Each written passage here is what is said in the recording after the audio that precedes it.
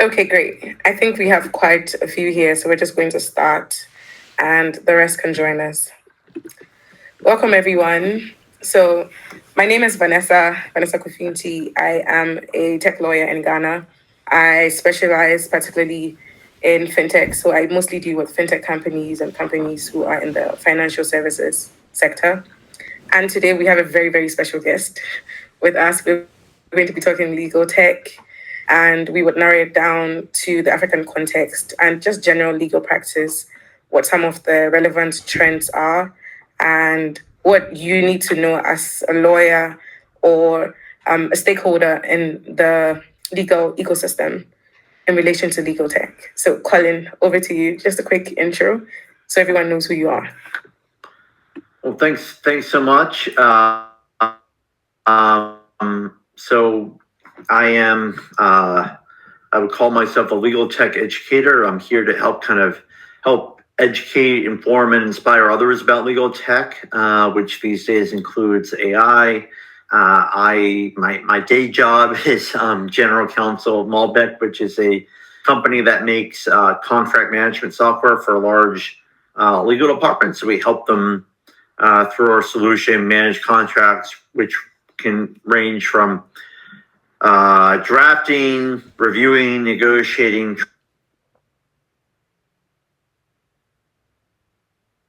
tracking.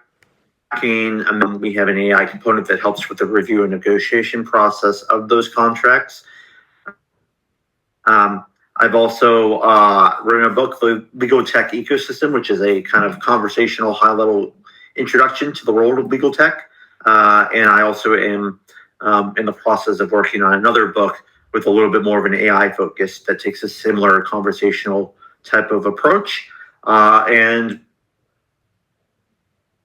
it's a pleasure to be with you all here. Fantastic. So we're going to jump right into the questions. But just before we do that, right into the conversation, but just before we do that, for everyone listening, if you have questions as we go, just so we don't interrupt the flow of the conversation and for continuity purposes, you can just drop your comments in the comment section. There is some time apportioned for us to answer any questions that you have. Great. So I had a quick peek at Colin's legal journey, and I can see that he started, like most of us, at least most of us in Ghana, from traditional legal services, and now he's in legal tech. So, Colin, if you don't mind, can you take us through your journey from being an in-house counsel to arguably one of the most trusted in the legal tech space? How did that transition work for you? And what do you think was one of the most pivotal mind shifts that made you move away from traditional legal practice? You know, it's interesting. It was just a function of, I think, a couple things. One is being exposed to technology. Prior to law school, when I was working for a big law firm in New York City, doing e-discovery work, I got exposure to technology, and that kind of got me intrigued and interested because the tools I was using I found intriguing. And then I went to law school in the U.S., and there wasn't a lot of focus in technology, and I thought that was interesting and disappointing. So then when I first started to practice, I realized, it seemed odd to me that what I was doing seemed a little antiquated compared to what other industries even back then were doing with technology. And so I thought to myself, well, okay, there's one of two possibilities here. Either I'm just crazy and need to just rethink what I'm thinking and doing, or I'm not crazy and there are others trying to do something about this disconnect that I saw. As it turns out, there was this disconnect. And I learned that through conversations I had with others who were trying to kind of bridge that gap. And it was kind of my desire to learn, combined with my extroverted nature, that led to me reaching out to some of these folks to have conversations, which then led to interviews, which then led to me sharing some of what I learned about those interviews online through my blog and then through LinkedIn. And that's kind of what happened. And it was kind of through those conversations and sharing of my learnings that then led me to adapt and change, and also led me to grow and become sort of this legal tech educator that I now kind of have become in some ways. So I see you seem to emphasize the fact that you're a legal tech educator. Do you think you're more of that than a lawyer? That's a very interesting question. I enjoy parts of being a lawyer still, but I do firmly believe in education, so that continues to be a big part of what drives me. I also am an adjunct professor at a law school here in the U.S., so I do think I'm moving more and more in that direction. But at the same time, I do enjoy some elements of being a lawyer, particularly given that I am able to have a fair degree of autonomy with my role, so I can do the events like this, but I also can make fun of some silliness that exists in the legal profession as well. Right. So I guess this actually brings us right to the second part of the conversation, because like I said, I practice in Ghana. And so even if I have clients from other parts of the world, what legal practice looks like to me on a daily basis is a lot of administrative work. And so from law school, you are learning, guys, Colin just dropped his blog page. If anyone is interested, you can click on it and get way more information. So like I was saying, in Ghana, legal work it's particularly administrative, right? It's very, very traditional practice. You are going to court, you're doing contract management yourself, etc. Now, my question is, you launched a book, right? The legal tech ecosystem. And so for you to go ahead to author a book, you have a certain degree of expertise. Now we want to contextualize that in the African, or like from the African perspective.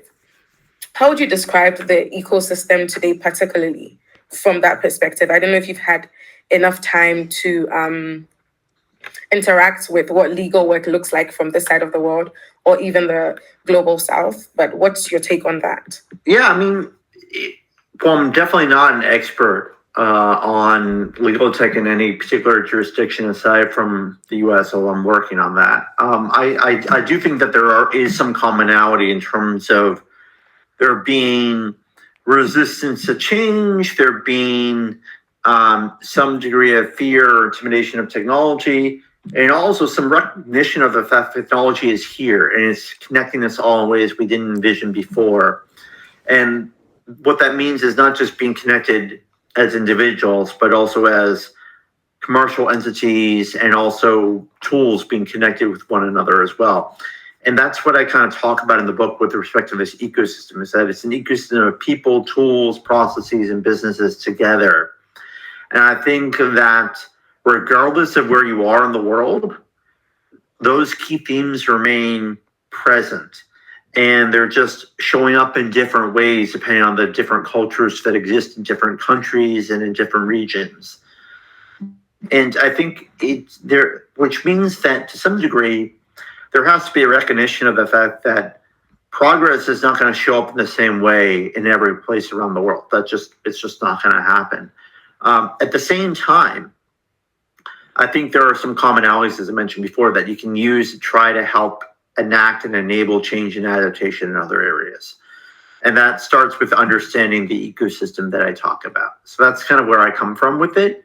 I think that generally speaking, even here in the US, which to some, I think outside of the US, is viewed as being fairly, I don't know how to put this, fairly progressive in terms of our approach to technology, in terms of how we use it and all of that.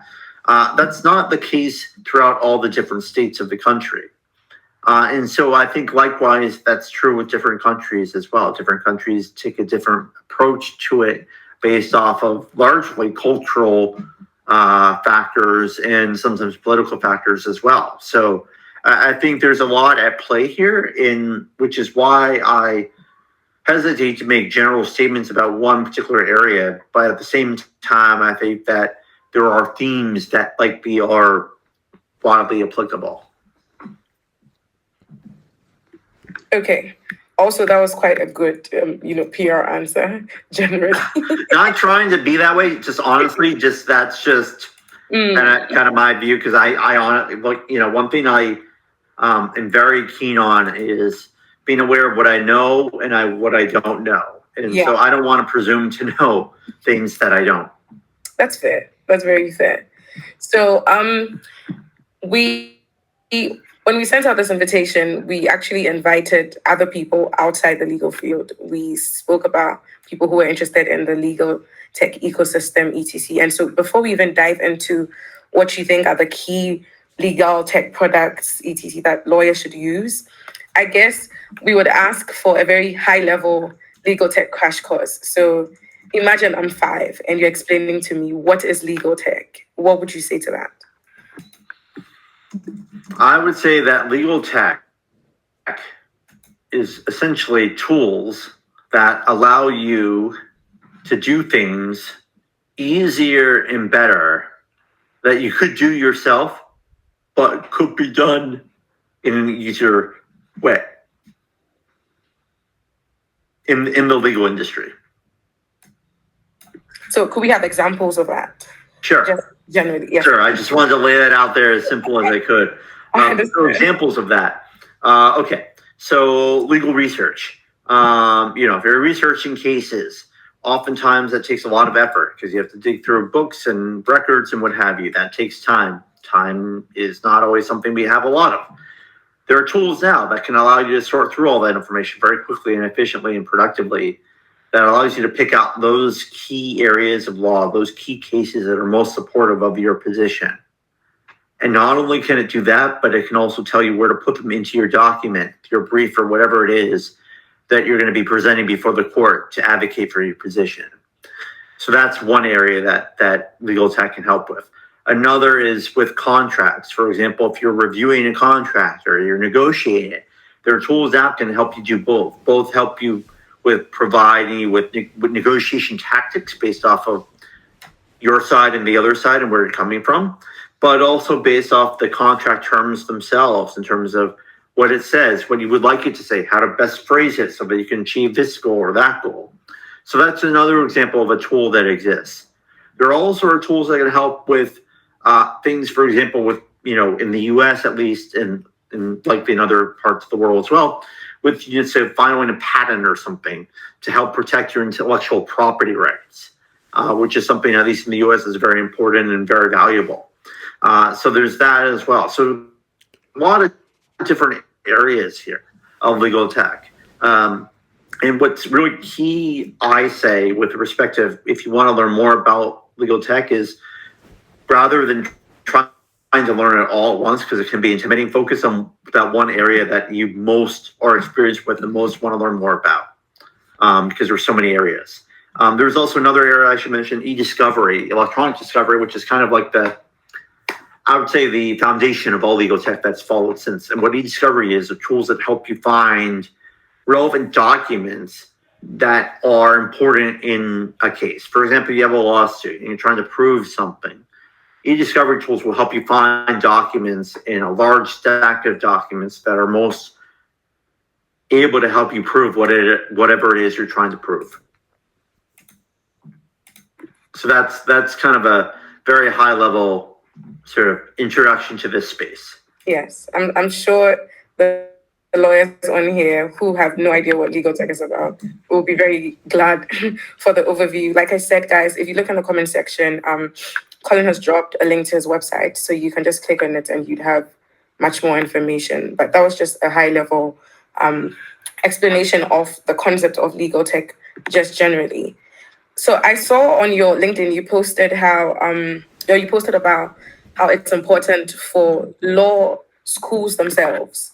And so not waiting until we get to into the legal field to start adopting legal tech's tools and skills. You mentioned that you think it's important for lawyers and law students to be trained from the very beginning. Now, my question is, in your practice, because you work in the US, right? Has this been implemented anywhere? What does that look like? And then I guess the second part of the question would be, how is that gap going to be bridged in your very humble opinion? It can be a very common sense approach in terms of trainings, etc. Yeah, so a couple of things. I think that thankfully, legal education here in the U.S., there are schools that are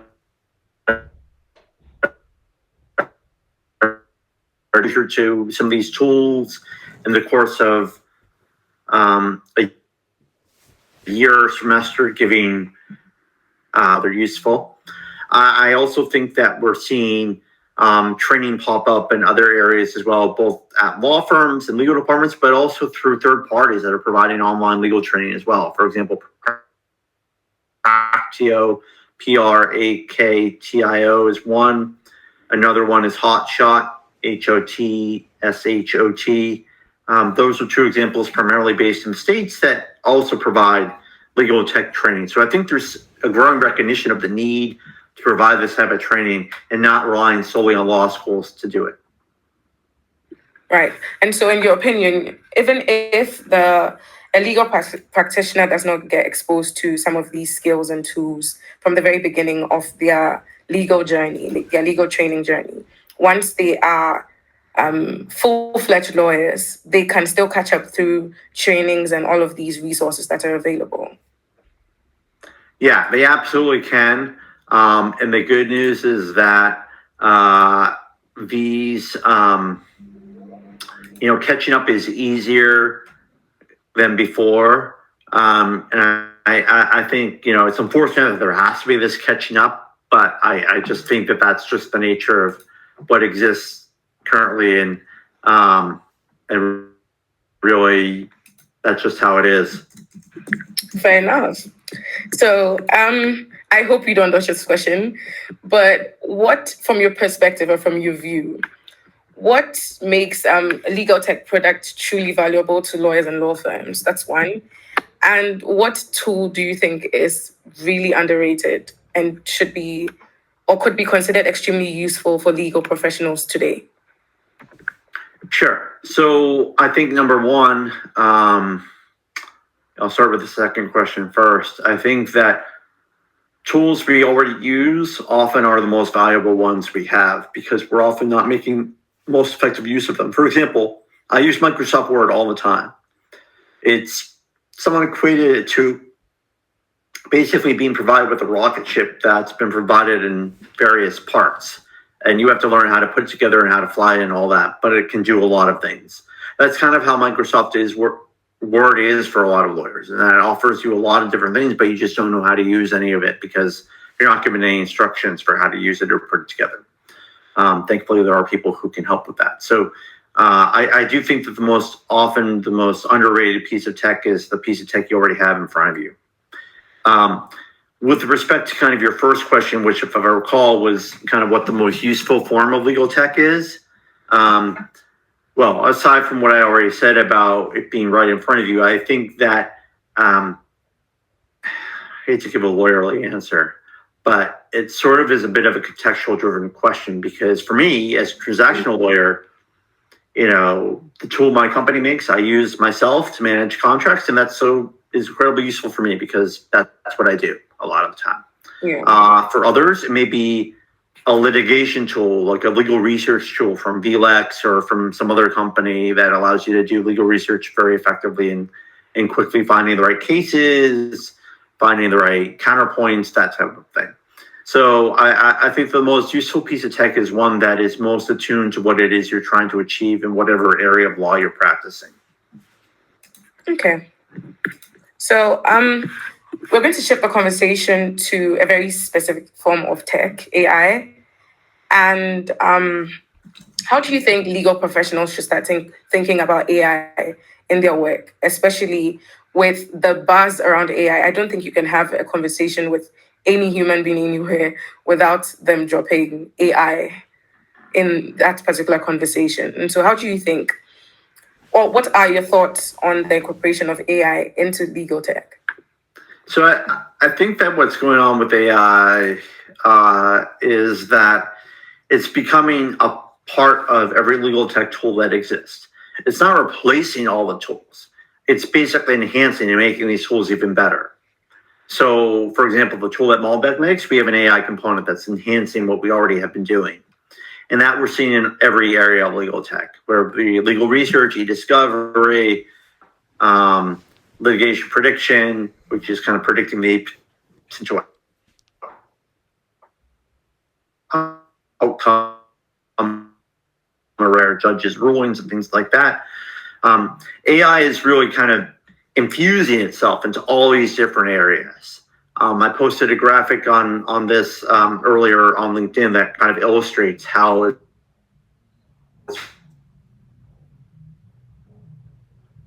basically just part of all tools, but more as it's augmenting how we work. It's not replacing any of us.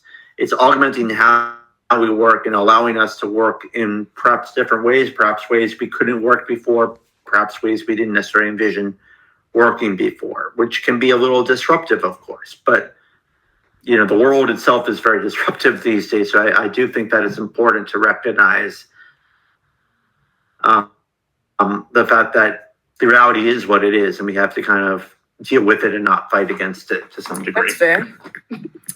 So, are there any specific trends that are particularly exciting you or concerning you currently in the space? So I think with AI, one thing that's a little bit concerning to me is just this idea of using AI without kind of fully understanding, A, that different tools do different things that are AI, and B, not really understanding how AI works. I think that you need to experiment with these tools to learn how they work, but you also need to understand that none of these tools operate the same way as another one, and they're trained on different types of data. And lastly, they're going to just, frankly, you can ask it the same question 5 different times. It's likely going to give you a slightly different answer those 5 different times. And that's a function of it just having so many different probabilities. Because it's essentially AI at its core is a pattern recognition tool. It's looking for patterns in tons and tons of data. And so it can find that pattern in all sorts of different ways. I also think that we need to recognize that because humans create these tools, humans are not perfect, so these tools aren't going to be perfect either. So there's a degree of acceptance of imperfection we have to be comfortable with, which ultimately, in practical terms, means we have to kind of double check the work that's produced by these tools, just like we would with any other tool. This is going to be, again, we're just asking for your personal opinion, but in terms of using AI, for instance, for research purposes, from an African perspective, right? Most of our cases are quite contextual. They relate to, so a Ghanaian land case would, your research or the quality of your research would depend on the database that I guess the system has of how many ever Ghanaian cases. Now, in transitioning into legal tech, for instance, just your general opinion, do you think that the best approach would be adoption of existing tools and then training it so that it becomes a bit more effective, or you would suggest the bottom-up approach where Africans or African law firms, innovators, people in the ecosystem are thinking of building from the ground up their own block of data sets, like from scratch? So thankfully, I did a little bit of research before this call, and there are a number of tools that, in the case of Ghana, that already exist that are trained in Ghanaian law that can be used for this. So I think that turning to those tools first is probably a good idea because it's far less time intensive and expensive, less expensive than building your own tool built on data. So I do think that using those tools may be helpful. At the same time, if you can, something you build yourself trained on the data you want to train it on is always, I think, not a terrible idea, but it's just a matter of whether it's actually worth it or not, and whether you're reinventing the wheel or not. So I do think that that is something that is important and to be aware of. But again, thankfully, I would imagine in other African countries as well, that there are tools that are designed specifically with AI that are based on that particular country's laws, because you're right to point out that every country's laws are completely different. They vary often quite dramatically. And we can't just assume that just because one country is one way and there's another country that borders us that it's going to operate the same way. It's not.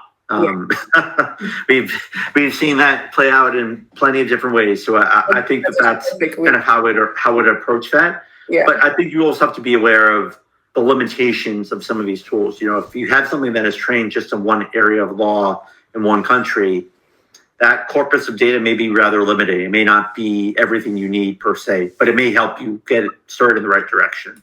Yeah. I think that's like a very important distinction to draw, because in adopting technology in your legal practice, especially reliance on AI research, you find that a lot of lawyers just seem to think, you know, whatever information comes up, I'm just going to grab it and then go ahead to use it.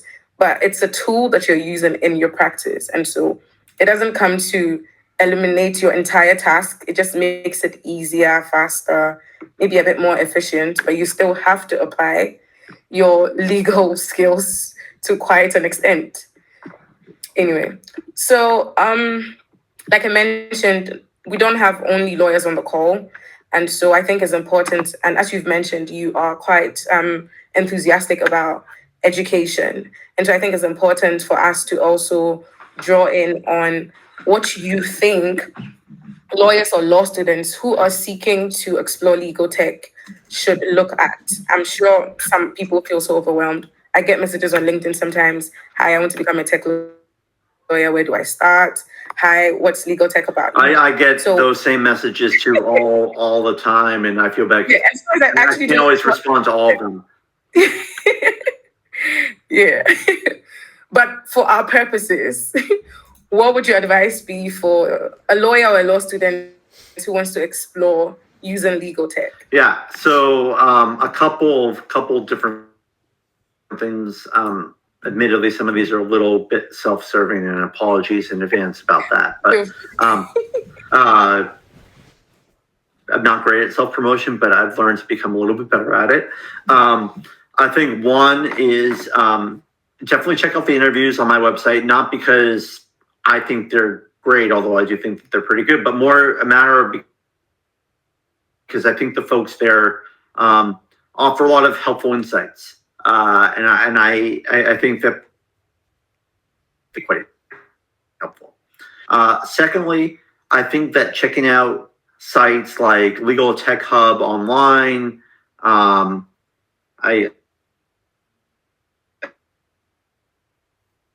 see you're able to give you a sense of kind of the type of tools that exist in the space and how they work.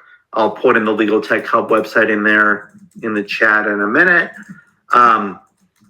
I do think that another thing that may be of interest, this is a little bit more of a newsy site, but also can be helpful. Hold on, I'm just going to put it in the chat. I'm sorry, it's hard for me to talk and type at the same time. But it's also helpful to read, just get a sense of kind of the types of newsy types of events going on. That's called Law Next.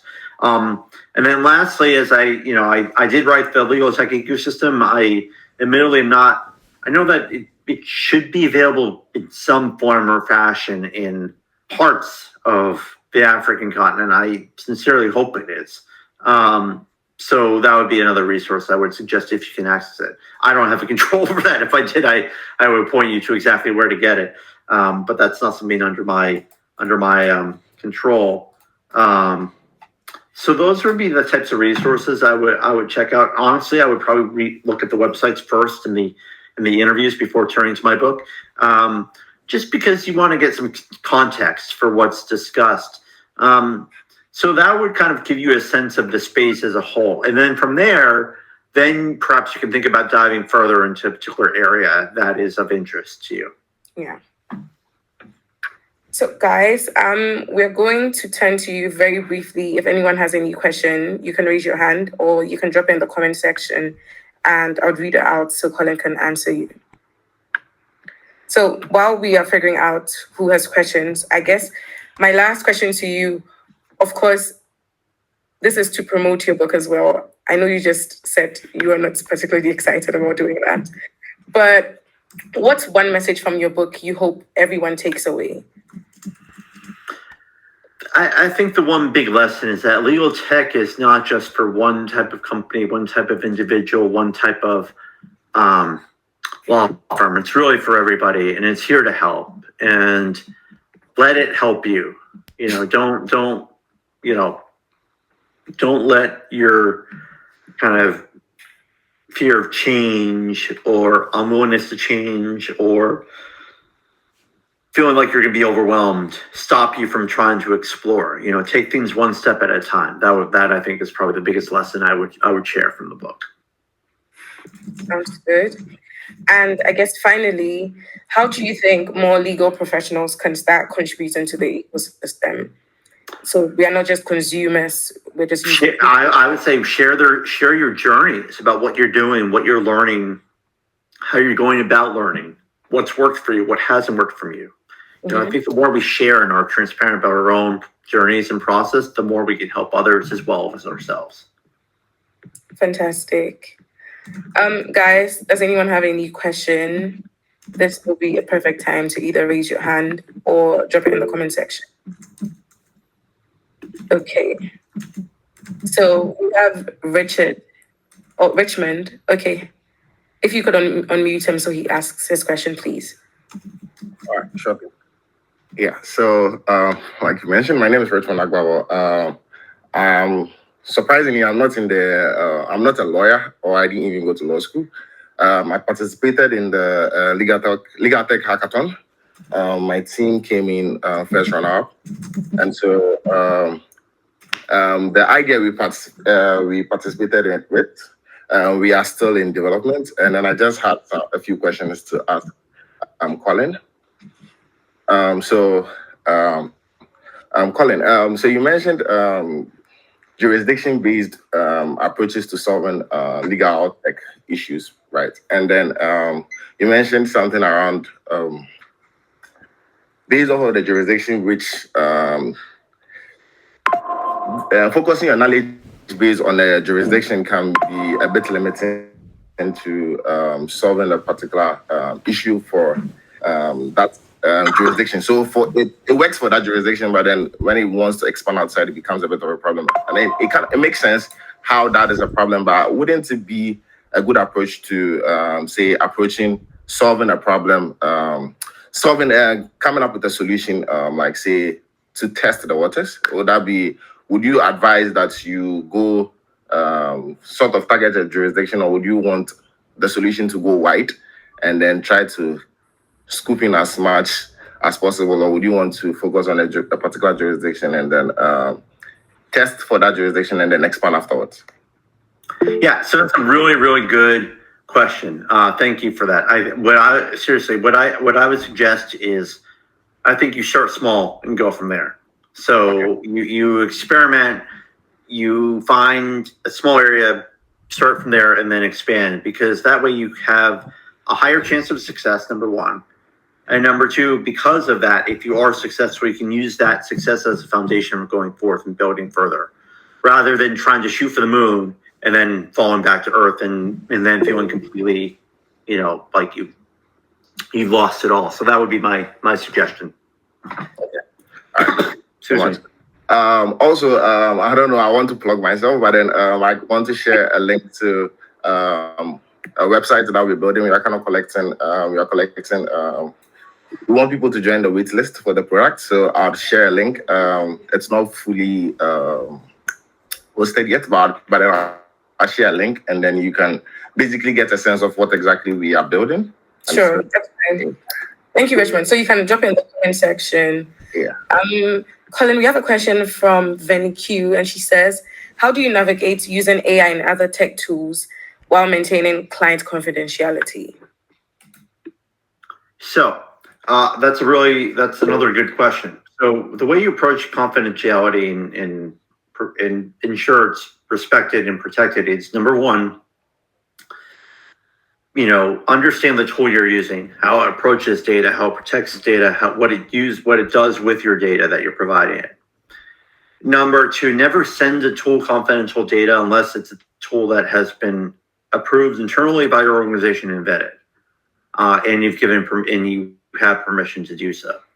I think number 3 is if you're tasked with finding a tool to use, vet the tool carefully. Ask questions about its security vetting, about how it protects data, about what data it uses to train itself on, those types of questions. Those are the things you really have to do. And I was just doing that with any type of tech tool, regardless whether it's AI or not, but especially with AI tools and confidentiality, because that way you can better get a sense of whether the tool and the company that has created the tool actually understands where it's coming from and already has that in mind, or this is something new to them, in which case I would go running for the hills, because it definitely should be something they should be aware of if they're have any chance of hoping to be successful in the legal industry in any way, shape, or form. So Nadia also has a question. If you guys could unmute her. So she asks. Hi, so I'm Nadia. I'm actually a recent law graduate and I'm interested in legal tech. Similar to Richmond, I'm also building a legal tech product for law firms in Ghana. But one thing that has been on my mind is trying to find a balance, and that's my question to you, how to find a balance between developing a tool without compromising the complacency of lawyers, in the sense where it can be very easy to create a tool that is so efficient or helps lawyers so much. But as an aspiring lawyer, I think, okay, would I get too complacent relying on the tools? And how do we balance creating a tool that's usable and efficient versus making sure you don't solely rely on it?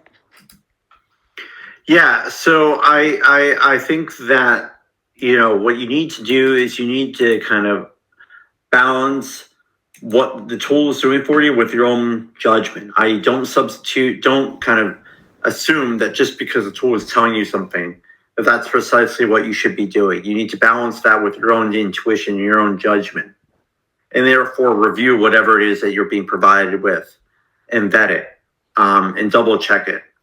I think that's how you best go about doing it. I would also suggest that if you are trying to help, trying to use a tool to help yourself do something, make sure you're very specific in what you're asking it to do, and make sure that you actually have some thought and intention behind what you're asking it to do, so that you get the best result. Great. So we'll take our last question. Quatson has a question. He or she, I hope, says, you mentioned briefly the possibility of building a tool or training an AI tool to work with. Do you have any recommendations on how to get started down that path? Just for clarity, are you asking about how to build the AI tool or training an existing AI tool? If you could come on and ask your question, that would be great, so we can move on. Quatson. Yes. Sorry about that. Yes. I guess I'm seeking clarity on either option. I'm completely unfamiliar with what was mentioned. It just intrigued me. Right. So if I could answer this for Colin, I think you mentioned earlier that in the Ghanaian, at least the Ghanaian ecosystem, there actually are tools that we have AI tools, especially for research, that already exist. And so you can just adopt, or you can start adopting those in your legal practice. As to building from scratch, you need to understand that building such things is very capital intensive. And so I don't know if that's a conversation we want to have outside of this. I doubt discussing legal tech 101 with just legal tech enthusiasts. This is the best platform to delve into the possibility of building an entire tool, unless Colin has a different perspective. Yeah, I mean, frankly, I just think that, if you're going to be building a tool, the thing I would ask yourself is, why?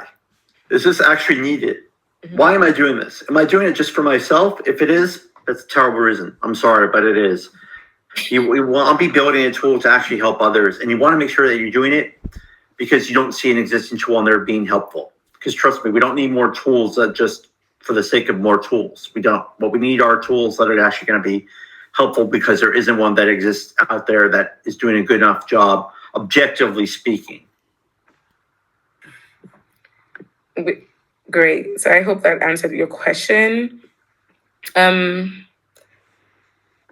Okay. That's a LinkedIn post. So guys, just a quick one. Accra Law Tech Hangout is going to be happening this year again. And our date is 27th November. And so we'll be very, very excited to see all of you there. We'll share more information as the weeks go by, but we are very excited. The team is working on very, juicy and exciting things for you so that you enjoy the third edition. I think this is going to be our biggest one yet. And it's going to be at the same location in East Legon. Again, we'll share further details later. I will briefly ask Mitch, who is the co-founder of Accra Law Tech, to come on. So I think he has a few remarks to pass, and then we'll wrap up the session. Thanks very much, Vanessa, and thanks, Colin. Colin, I think we connected like years back. So I started Legaltech Lounge with my friends here, and we've been doing this for the last 3 years. I work in innovation at Denton as a senior product manager, so I'm very familiar with everything that you were discussing. But to our community members, we are very happy you joined us. 80 of you. I think a lot of you had questions to ask, but time will not permit us. We'll try to do another one every month. So if you just look out on our socials, you put another drop-in session. But everything is building the momentum in November, as Vanessa shared. I'm sure some of you have been at our previous hangouts. All those two have been great. I think the last one, we had 400 of you join. This year, we have a lot of plans. I just came back from Africa Law Tech Festival in Kenya, and we're having quite a number of people coming in to Accra in November to join us for the Accra Law Tech Hangout. So hopefully, if you're not able to make up for any of the sessions, we hope to see you all in November 27th at East Legon. And thanks very much, Vanessa, for hosting this eloquently, and see you guys in November. Thanks. Fantastic. And so just to add on to, I guess technically Mitch is my boss in this job. But thank you so much, Colin, for making the time for us. We took 1 hour of your time away from your babies. I hope they didn't bother you during the call.